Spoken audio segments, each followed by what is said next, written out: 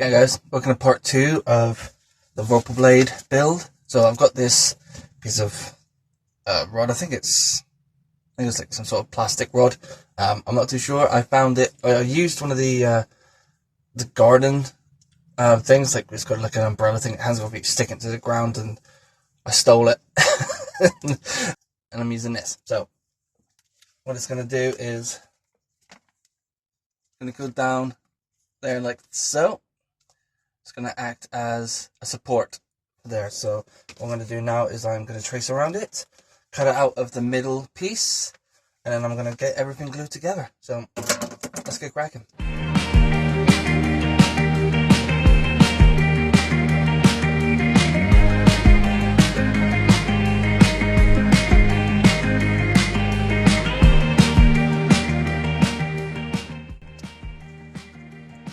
Always wear a mask when using contact cement. I'm using this here. No, there's no particular brand that I prefer. I've tried all sorts and they all seem to do the same thing, so.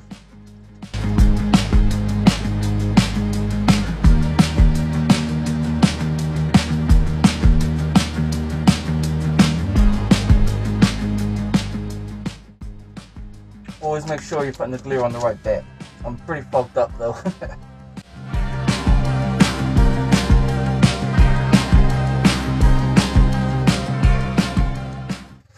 There we are. I can see. That's pretty. Look, that's pretty fogged up. I can't see. I can't see much out of that. So there we go. That's both sides. Got contact cement on.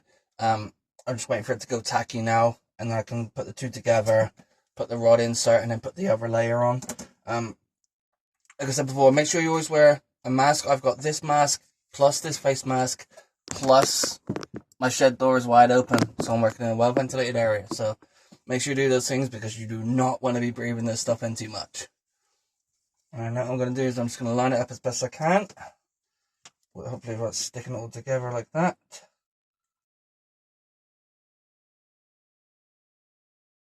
There we go. You can see the seam down the middle there. That's where the support's going to go. So I'm just going to get a bit of super glue.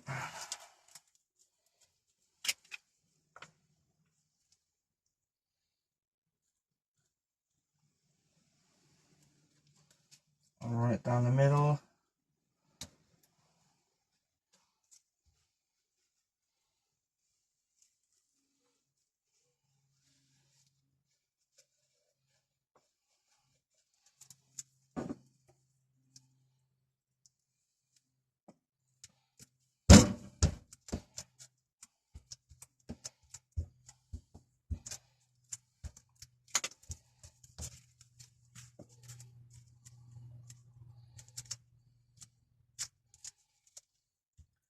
And there we go. That's already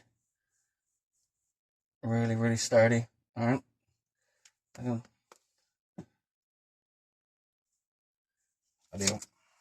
I just need to get the third bit glued on.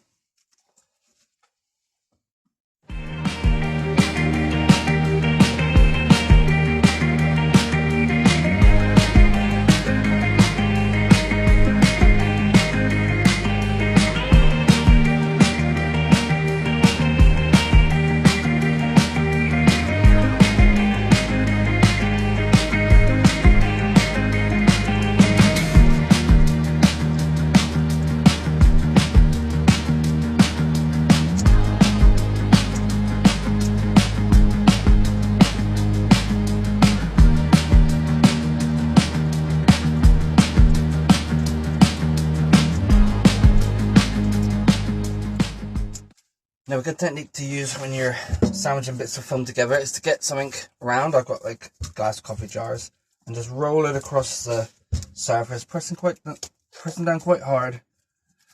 Just getting those levels to stick together.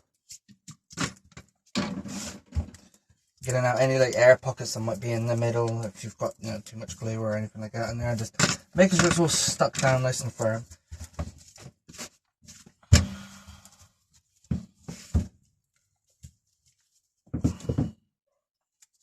But there we go.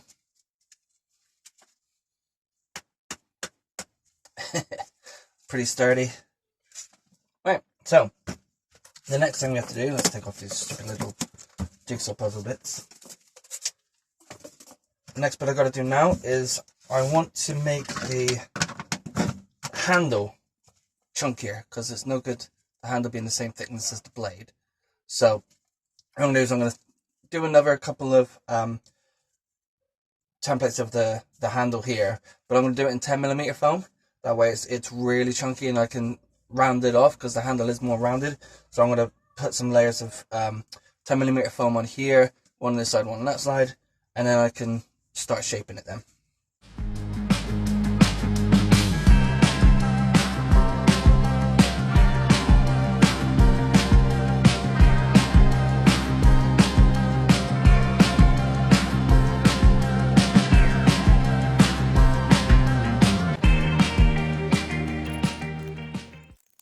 Right, there we go. So that's the two bits there cut out. So it's just going to be a case of gluing them on. And as you can see, it makes the handle a lot more chunky. Gives it a nice good grip as well. So yeah, now let's just get it glued, and then I can start with the dremeling. Actually, before I do that, just remembered, back to these floor mat, I've got these bumpy bits. Now they're not going to stick, so you need to dremel them off or sand them off first before you can glue anything on them. Alright, so always remember to get rid of these lumpies, because that's just not going to stick to anything. So we just need to get this off, then we can glue, then we can dremel.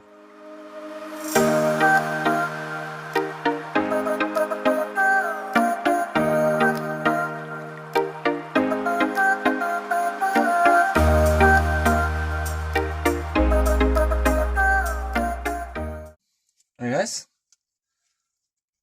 The handle looks messy now, I know, but don't worry. I'll clean that all up with dremeling and everything else. So if you do find there are some gaps, like I've got one kind of here a little bit, what I'm going to do is once I've dremeled it all off, if there are still gaps, I'm going to use a caulk or a sealer, and I'm just going to run it along the edges and just fill the gaps there, and then just let that dry and then sand it down. So what I'm going to do now is I'm just going to let this cure for a little bit, make sure it's all glued, and then I'll shape it.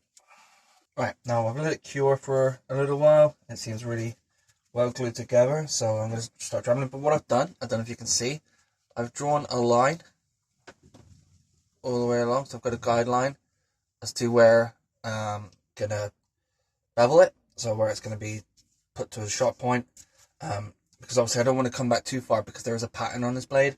So what I did is I cut the bit out the template. Where's my other sword? So I've cut this white line out, left it with that, and then traced that onto here like that, and then just drawn the line there then, so I know where I can come back to. So let's get cracking, shall we?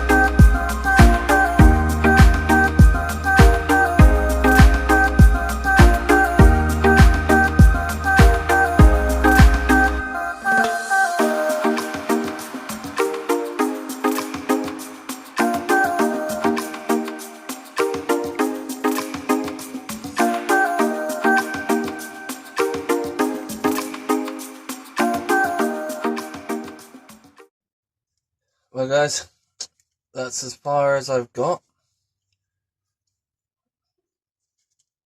so far with the Vorpal blade, but my Dremel's packed in. It started to spark and blew, so I can't do that for a bit. So you have to wait a little while now until I can get another Dremel. I think I'm borrowing one up to father-in-law's. Thank God for father-in-law's. And yeah, but anyway, this is the Vorpal blade so far. Oh, not too shabby, I think. It's pretty good. Oh, nice good grip in the hands. You know, I'm happy with it so far. Anyway, stay tuned for part 2, where hopefully I have a working Dremel. Catch you later.